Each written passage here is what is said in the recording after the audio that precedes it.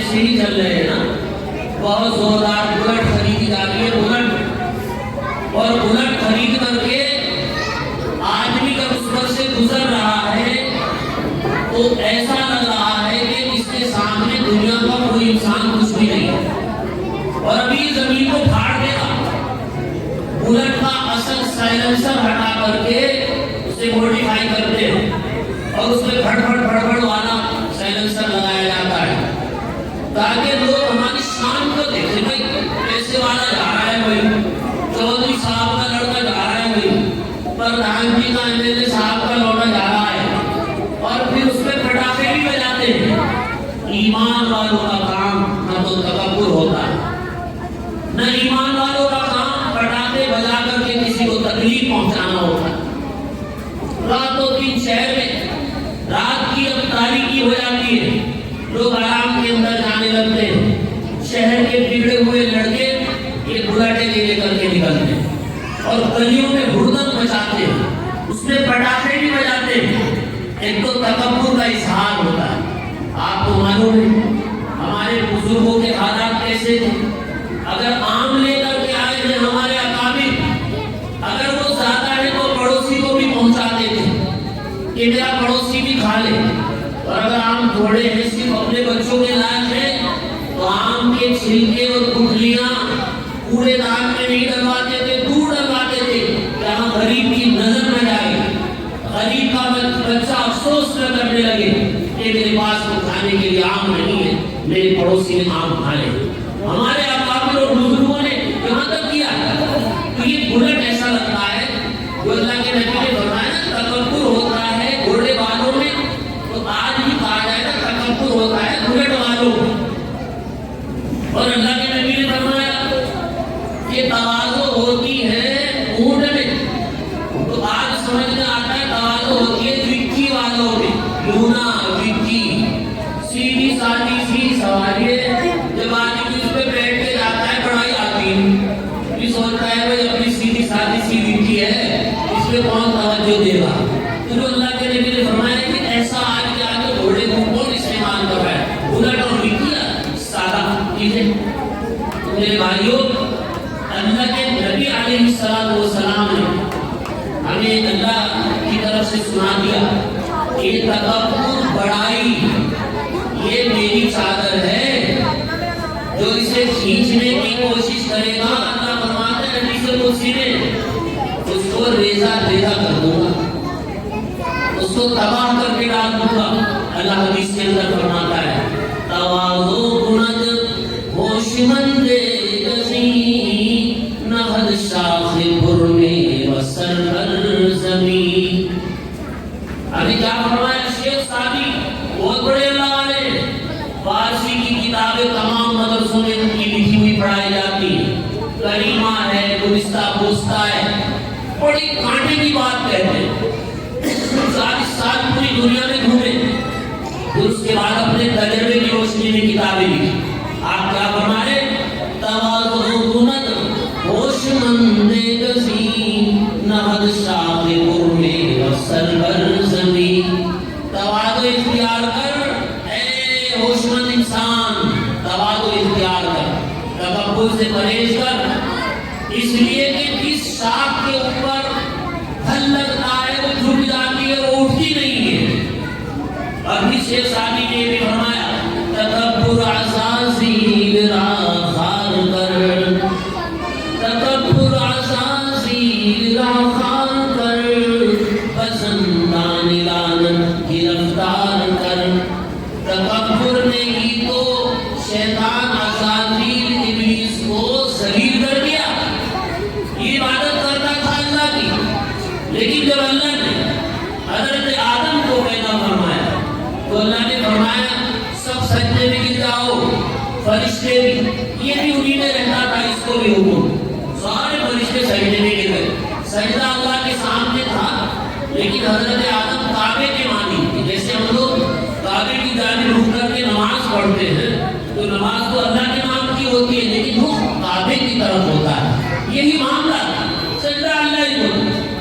ابلیس نے منع کر کے اللہ ابلیس ابا ان یکون مع الساجدین, منع کرنے لگا میں تو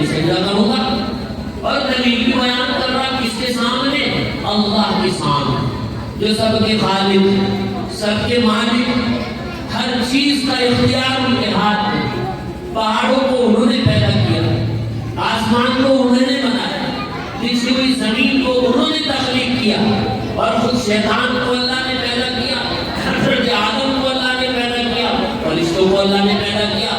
ایسی ذات کے سامنے دلیلیں دے رہا ہے میں سجدہ نہیں کروں گا. خلقتنی من نار وخلقتہ من طین. آپ نے مجھے آگ سے پیدا کیا، آگ میں تو روشنی ہو، اور آدم کو مٹی سے پیدا کیا، مٹی کے اندر اندھیرا ہوتا ہے، لہذا میں آدم سے افضل ہوں. اللہ نے کیا فرمایا؟ قال فاخرج منها فإنك رجيم. نکل جائے یہاں سے، تم مردود ہے، نکل جا. تو اسی کو شیخ سعدی بیان کرتے ہیں، تکبر عزازیل راخار کر، پسندان لعنت گرفتار کر. تکبر نے شیطان کو ذلیل کر دیا اور لعنت کی بیڑیوں میں اس کو جکڑ کے ڈالا. تو میرے بھائیوں، اگر ہم تکبر کریں گے تو اللہ کے یہاں پکڑ ہونا ضروری ہے. ابھی شب برات آ رہی ہے، شب برات میں کیا کرنا ہے بھائیوں؟ کل شب برات ہے، کیا کرنا ہے؟ حلوے پکانے ہیں، بریانیاں بنانی ہیں، پٹاخے پھوڑنے ہیں؟ بالکل نہیں، یہ کام شب برات میں کرنے کے نہیں. اور پٹاخہ پھوڑنا یہ تو بہت بری چیز ہے، اس میں پیسے کو آگ لگتی ہے نا، پیسے کو آگ لگتی ہے اور دوسروں کو تکلیف پہنچتی. تو مسجد کے برابر میں کسی نے پٹاخہ پھوڑ دیا، ایک آدمی بھی سارا عبادت کر رہا، وہ تو گزر جائے گا، کہ نماز میں خلل آئے گا، اور اس کے پیسے میں آگ لگ رہی. یہ حدیث میں تو نہیں آیا، لیکن فارسی کے لوگوں نے تجربے کی بات کہی ہے. حرام جائے آمد، حرام جائے رفت. ارے حرام کا مال آیا، حرام کی جگہ گیا. حلال مال میں جلدی سے آگ نہیں لگتی ہے. ایک رکشے والے کو مت دیکھنا کہ وہ دن بھر رکشہ چلا کے پٹاخے پھوڑ رہا ہو، بہت مشکل ہوگا ایسا، محنت سے کما رکھا ہے. تو تکبر اتنی بری چیز ہے کہ شب برات میں تکبر کرنے والے کی بھی مغفرت نہیں ہوتی. اللہ کے نبی نے 5 لوگوں کے بارے میں بیان فرمایا کہ ان کی مغفرت نہیں ہوتی. ایک فرمایا اللہ کے نبی نے، جو تکبر کی وجہ سے منجر رداءہ خیلا، اپنا پیجامہ چادر ٹخنوں کے نیچے رکھتا ہوں. اگر شب برات میں مغفرت کرانی ہے تو نوجوانوں، یہ بیٹھنے اوپر اس کرنا دو، سب کی مغفرت ہو. پیٹ پیجامہ جس کا ٹخنے سے نیچے ہوگا، شب برات میں اس کی مغفرت نہیں ہوگی. ورنہ اللہ کی رحمت کا اعلان، اس کی تجلی اس رات میں پہلے آسمان پر ہوتی ہے، اور اللہ اعلان فرماتے ہیں، اے کوئی مغفرت کا طلبگار جس کی مغفرت کر دوں، اے کوئی حاجت مند جس کی ضرورت کو پورا کر دوں. اللہ فرماتے ہیں. لیکن اللہ کے نبی نے 5 اشخاص کے بارے میں فرمایا ان کی مغفرت ملی تھی. ایک پیغامے کو ٹخنوں سے نیچے لٹکانے والا. میرا موضوع سبحان یہی چل رہا ہے، تھوڑا سا اس پر کلام کرتے چلے کیونکہ شب برات آ رہی نا. ایک ماں باپ کا نافرمان، اللہ کے نبی نے فرمایا مغفرت نہیں ہوگی اس رات میں. اس لیے جس نوجوان نے یا جس بوڑھے نے یا کسی مرد نے یا کسی عورت نے ماں باپ کی نافرمانی کر رکھی ہے، اگر وہ زندہ ہیں تو کل سے پہلے معافی مانگو. ورنہ اللہ کے نبی نے فرمایا کہ قبیلہ بنو بکر کی بکریوں کے برابر اللہ تعالیٰ شان کو مغفرت فرماتے، بالوں کے برابر. لوگوں کی مغفرت سب کی ہو جائے گی، ایک بکری میں لاکھوں بال ہوتے ہیں، کروڑ انسانوں کی مغفرت ہو جائے گی. لیکن اللہ کے نبی نے فرمایا ماں باپ کے نافرمان کی اس رات میں مغفرت نہیں. مغفرت کرانا چاہتے ہیں شب برات میں؟ کرانا نہیں چاہتے، بولتے ہی نہیں کچھ بھی. جی کرانا چاہتے ہیں. نوجوانوں، اگر ماں باپ کی نافرمانی ہم نے کر لی اور وہ زندہ ہے، معافی مانگ لو کل سے پہلے. امی جان مجھے معاف کر دو، شب برات آ رہی، ابا جان مجھے معاف کر دو. اور اگر وہ دنیا میں نہیں ہے اور نافرمانی ہوئی تھی تو علماء نے لکھا کہ ماں باپ کے لیے صدقہ خیرات کریں، ایثار ثواب کریں خوب. اللہ کی ذات سے امید ہے کہ اللہ معاف فرمائے، کیونکہ ماں باپ کا کلیجہ اولاد کے لیے بہت بڑا ہوتا ہے. کتنی بھی تکلیف پہنچاتی اور اولاد نے اگر معافی مانگ لی تو ماں باپ ایسی ہستیاں ہیں، شخصیات ہیں، یہ معاف کر ہی لیتے.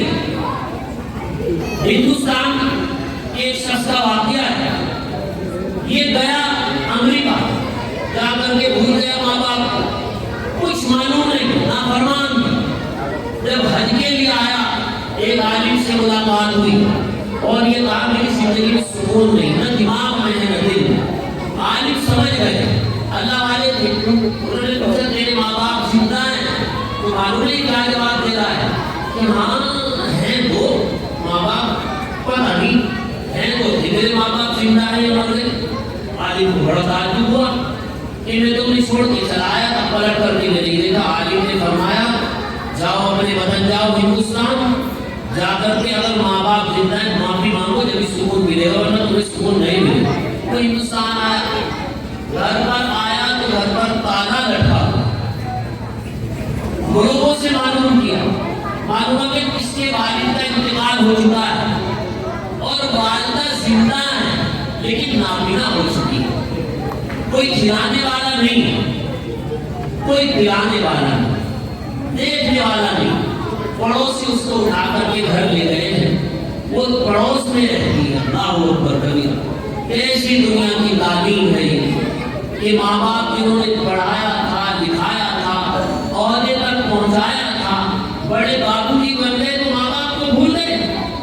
اللہ اکبر کبیرہ، یاد رکھو نوجوانوں، ماں باپ جنت میں بھی کام آئیں گے۔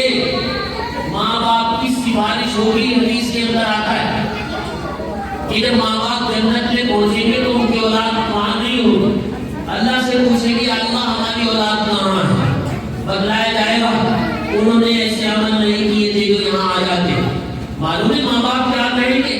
نوجوانوں دھیان سے سنو، یہ کہیں گے کہ یا اللہ ہم نے جو نیک عمل کیے تھے اپنے لیے بھی کیے تھے، اپنی اولاد کے لیے بھی کیے، یا اللہ ہماری اولاد کو ہمارے ساتھ میں ملا دیجیے۔ اللہ حکم فرمائیں گے جنتیوں کی خواہش پوری کرنے کے لیے کہ فرشتوں ان کی اولادوں کو ان کے ساتھ لا کر کے ملا دو۔ تو ماں باپ سے میری یاری نہیں ہے، یہ جنت میں بھی لے کر کے ہمیں جائیں گے۔ چنانچہ نوجوان والدہ کے پاس گیا، آواز دی، والدہ آواز پہچان گئی، نابینا، اور اندر بلایا اور سینے سے لگایا، کوئی شکایت نہیں، کوئی شکوا نہیں۔ سینے سے لگانے کے بعد ماں کہتی بیٹے تم کہاں چلے گئے تھے، مجھے تمہارا بہت انتظار تھا۔ اللہ اکبر کبیرہ، شکایت نہیں کی، بچے کو معاف کر دی۔ علماء نے لکھا ہے کہ پھر آ کر کے اس کے دل میں دماغ میں سکون حاصل ہو۔ کون سی دنیا کے اندر ہم کھوئے ہوئے؟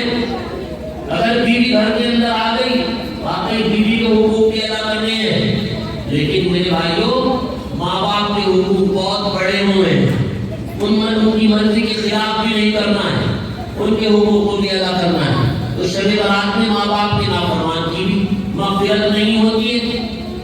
اور میرے بھائیوں اللہ کے نبی نے فرمایا شراب پینے والے کی بھی شب برات میں مغفرت نہیں ہوتی ہے، نشہ کرنے والے کی بہت چل رہی اس میں، اور جن گھروں میں اس میں چل رہا ان میں تو بیڑا غرق ہو چکا، ماحول خراب، میاں بیوی میں لڑائیاں، باپ بیٹے میں لڑائیاں، اور محلے والوں سے لڑائیاں، نشے کے اندر مبتلا ہو کر کے قوم تباہی کے بہانے پر پہنچ گئی۔ اس سازش کو ہم لوگ نہیں سمجھ رہے، اس نیب کو بہت ہوشیاری کے ساتھ ہماری قوم میں داخل کیا گیا ہے۔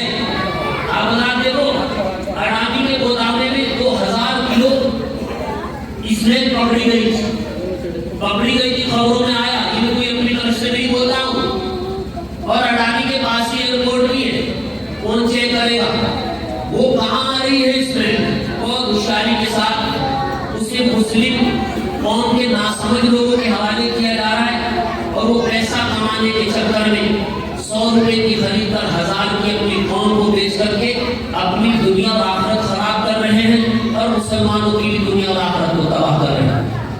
اس رات میں میرے بھائیوں نشہ کرنے والے کی بھی اللہ کے نبی علیہ السلام نے فرمایا مغفرت نہیں دی، رشتے داری توڑنے والے کی بھی مغفرت نہیں۔ تو شب برات آ رہی، اگر ان گناہوں سے توبہ کریں گے تو اللہ ہماری مغفرت بھی فرمائیں گے۔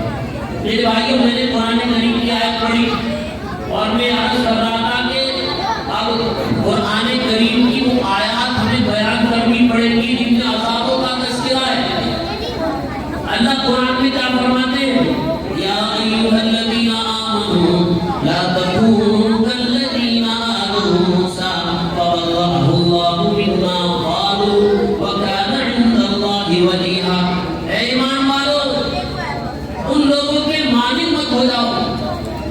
اپنے نبی کو تکلیف پہنچانے میں، جیسا کہ بنی اسرائیل کو موسیٰ علیہ السلام، بنی اسرائیل نے موسیٰ علیہ السلام کو تکلیف پہنچائی۔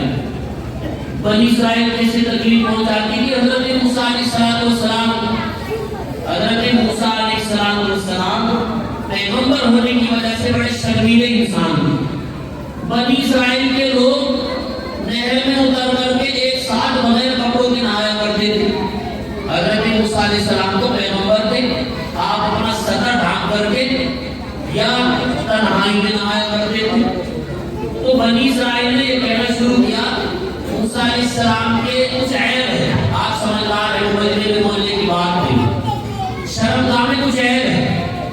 حضرت موسیٰ علیہ السلام پر یہ الزام لگا دیا۔ اللہ نے کیسے بری قرار دیا حضرت موسیٰ کو؟ حدیث میں یہ واقعہ ہے، حضرت موسیٰ علیہ السلام نہا رہے تھے کپڑے اتار کر کے، جب آپ نہا کر کے باہر آئے تو پتھر آپ کے کپڑے لے کر کے بھاگ لیا۔ بھاگتا رہا حضرت موسیٰ بغیر کپڑوں کے اس کے پیچھے بھاگتے رہے، ثوبی حجر ثوبی حجر ثوبی حجر، ارے پتھر میرے کپڑے دے دے، پتھر میرے کپڑے دے دے، پتھر میرے کپڑے دے دے۔ اور یہ پتھر بنی اسرائیل کے مجمع میں جا کر گرا۔ حضرت موسیٰ کو اس حال میں لوگوں نے دیکھ لیا کہ شرمگاہ میں عیب نہیں۔ حضرت موسیٰ علیہ السلام نے کپڑے لیے، پہن لیے اور پتھر میں اپنی لاٹھی ماری۔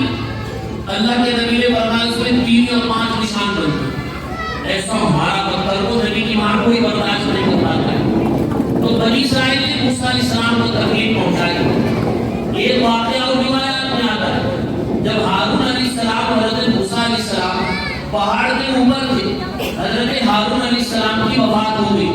بڑے بھائی نے 1 سال بڑے حضرت موسیٰ علیہ السلام، حضرت موسیٰ علیہ السلام نے ان کو دفن کر دیا پہاڑ پر۔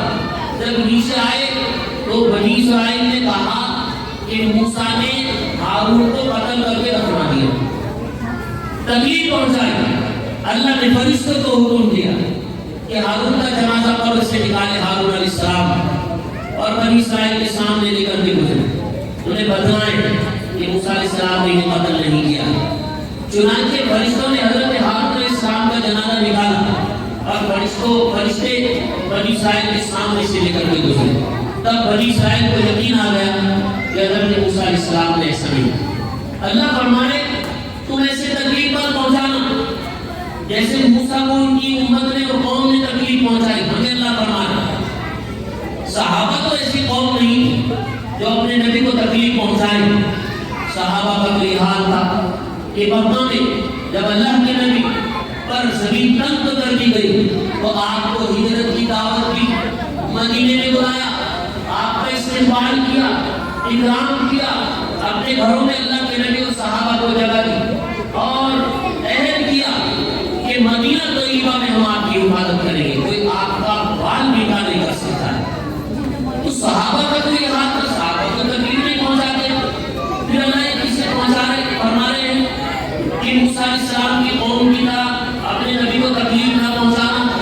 غالباً وہ زمانہ آج آیا ہوا ہے جس میں امت مسلمہ اپنے نبی کو خوب تکلیف پہنچا رہی ہے۔ امت مسلمہ کے معاملات دیکھو، اپنے عمل سے بھی ہم نبی کو تکلیف پہنچا رہے ہیں، اپنے زبان سے بھی نبی کو تکلیف پہنچا رہے ہیں۔ اگر ہم نے نکاح اور شادی کی ہے، شادی میں نبی کو تکلیف پہنچا رہے ہیں۔ اللہ نے مان دے دیا، مان کا غلط استعمال کر کے اللہ کے نبی کو تکلیف پہنچا رہے ہیں۔ میرے بھائیوں، اگر ہم نے اللہ کے نبی کو تکلیف پہنچائی تو پھر ہمارا حشر بھی وہی ہوگا جو اللہ نے پرانی قوموں کا حشر فرمایا۔ وَمِنْهُمْ مَنْ خَسَفْنَا بِهِ الْأَرْضَ وَمِنْهُمْ مَنْ أَغْرَقْنَا۔ اللہ فرماتے ہیں نبیوں کو تکلیف پہنچانے والی قوموں میں سے بعض کو ہم نے زمین میں دھسایا اور بعض کو ہم نے پانی کے اندر ڈبا دیا۔ 2 قومیں ایسی گزری ہیں جنہیں اللہ نے پانی میں ڈبو دیا، ایک تو فرعون کی قوم اور دوسرے نوح علیہ السلام کی قوم۔ انہوں نے نبیوں کو تکلیف پہنچائی، پانی کا طوفان آیا۔ تو کیا آج عذاب آنا شروع نہیں ہو گیا ہے؟ بہت آ رہا ہے، جگہ جگہ زمینیں دھس رہی ہیں، زلزلے آ رہے ہیں، طوفان ہمارے اوپر مسلط۔ آپ نے ٹرکی میں بھی قریب میں دیکھا زلزلہ آیا، جیسا زلزلہ آیا وہ انطاکیہ شہر اسے انگلش میں انٹالیا بولتے ہیں اور انطاکیہ بولتے ہیں وہاں ترکی کے لوگ. یہ بہت پرانا شہر تھا. حضرت عیسیٰ علیہ السلام کے زمانے کا شہر ہے. اتنا پرانا شہر اس کا قرآن میں تذکرہ ہے. ہمیں کچھ معلوم نہیں کیا ہوا ہے ابھی قریب میں. یہ بڑا تاریخی شہر ختم ہوا ہے, تباہ ہو گیا. اللہ نے سورہ یاسین میں فرمایا وَاضْرِبْ لَهُم مَثَلًا أَصْحَابَ الْقَرْيَةِ إِذْ جَاءَهَا الْمُرْسَلُونَ. ارے حضرت کو بیٹھ جاؤ, بچوں خاموش خاموش ہو جاؤ. بالکل پیچھے پہنچا دیا جائے گا. اگر شور کرو گے تو پیچھے پہنچا دیا جائے گا. خاموش بیٹھو, جان سے سنو, کچھ تو سن لو. ایک بات کو سن لو لڑکیوں, ایک بات کو سن لو. تو اللہ نے قرآن میں فرمایا ان کے سامنے بستی والوں کا قصہ بیان ہے. سورہ یاسین لمبا قصہ ہے. حضرت عیسیٰ علیہ السلام نے اپنے 3 جو ہے قاسم وہاں پر بھیجے تھے تبلیغ کے کام کے لیے. اس شہر کے اندر انطاکیہ شہر ہے, نام نہیں آیا, قریہ آیا, بستی. عیسائیت جو مذہب ہے اس کی اصل ہی انطاکیہ اور انطاکیہ. عیسائیوں کو عیسائی اور کرسچن کا نام ہی شہر سے ملا ہے. 2000 سال پرانا قلعہ تھا جو ختم ہو گیا. 2000 سال پرانا قلعہ انطاکیہ کا وجود ختم ہو گیا. تو میرے بھائیوں ہمیں ڈر نہیں لگ رہا ہے. قریب میں زلزلے آ رہے ہیں, طوفان آ رہے ہیں, کفار مسلط ہو رہے ہیں. جہاں پہ ڈر نہیں لگا کہ ہماری بھی زمین مل جائے. آپ کو جان لینا چاہیے دلی NCR یہ بھی خطرے کے نشان پر سائنسداں بتا رہے ہیں. اصل تو اللہ ہی کو پتا ہے, لیکن جس سائنسداں نے اپنے سائنس کے حساب سے بتایا نا ترکی میں زلزلہ آ سکتا ہے, اسی نے دلی NCR کے بارے میں بتایا ہے کہ دلی NCR رات میں زلزلہ آ سکتا ہے اور ایسا زلزلہ آئے گا کہ تاریخ میں ایسا زلزلہ نہیں آیا ہوگا. یہ 7 کچھ تھا ترکی والا اسکیل 7 5 یا 6 تھا. سائنسدانوں نے بتایا کہ اللہ جانتے ہیں سر, لیکن وہ بتا رہے اپنے حساب کہ 8 سے اوپر کا زلزلہ آئے گا. مظفر نگر تک کئی دن پہلے جھٹکے محسوس کیے گئے. تو ہم کون سی نیند کے اندر پڑے ہیں جو ہم اللہ کی طرف نہیں آتے؟ کون سے خواب کے اندر سوئے ہوئے جو ہمارا ختم نہیں ہوتا ہے؟ ایسی غفلت کے اندر پڑے ہیں جو ختم ہونے کا نام نہیں لیتی.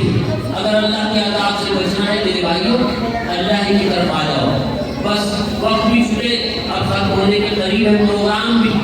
بس ایک بات بیان کر کے میں اپنی گفتگو کو ختم کرتا ہوں.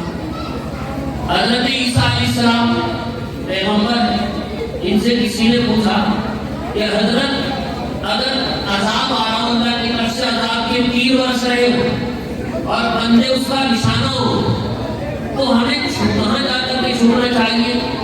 بتلاؤ بھائی, اللہ عذاب بھیج رہے ہیں, کہاں چھوڑ کے جا کے بتلائیے. کہیں بھی نہیں چھوٹ سکتے. اس کا جواب نبی ہی صحیح دے سکتا ہے. حضرت عیسیٰ علیہ السلام سے پوچھا گیا کہ اللہ کا عذاب آ رہا ہو, اللہ عذاب کے 3 برس آ رہے ہو, کہاں جا کر کے چھوڑنا چاہیے؟ فرمایا فَفِرُّوا إِلَى اللَّهِ, اللہ کی طرف بھاگو. اگر اللہ کا عذاب آ رہا ہے اللہ کی طرف بھاگو, مسجدوں کی طرف بھاگو, خانقاہوں کی طرف بھاگو, تبلیغ کی طرف بھاگو. اللہ تعالیٰ شاموں کی طرف سے ہماری حفاظت ہو سکتی ہے. ورنہ میرے بھائیوں قریب میں عذاب اتر رہا ہے, لیکن ہم لوگوں کو کوئی ڈر نہیں, کوئی خوف نہیں. جو جس گناہ میں لگا ہے, مال ہڑپ کر لیا, جائیداد میں قبضہ کر لیا, خدا کی وراثت کھا گئے, ادھار لیا نہیں دیا, زبان سے گا لیا, کان میں لیڈ گانوں کی, دل بھی خراب, نظر بھی خراب, بدن بھی خراب. میرے بھائیوں سے سدھارنے کی ضرورت ہے. اللہ ہم سب کو اہل سنت سے زیادہ عمل کرنے کی توفیق نصیب فرمائے. وآخر دعوانا ان الحمد للہ رب العالمین. شعر بھی پڑھنے